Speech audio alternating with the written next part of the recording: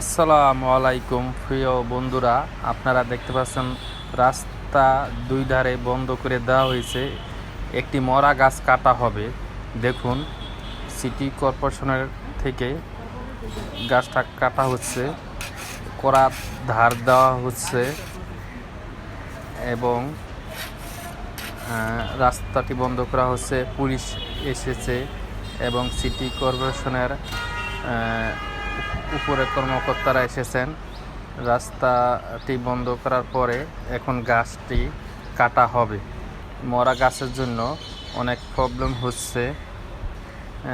অনেকের মাথার উপরে ডাল ভেঙে পড়ে গেছে এবং আপনারা দেখতে পাচ্ছেন দুজন লোক গাছে উঠছে এবং তারা গাছটা কাটবে।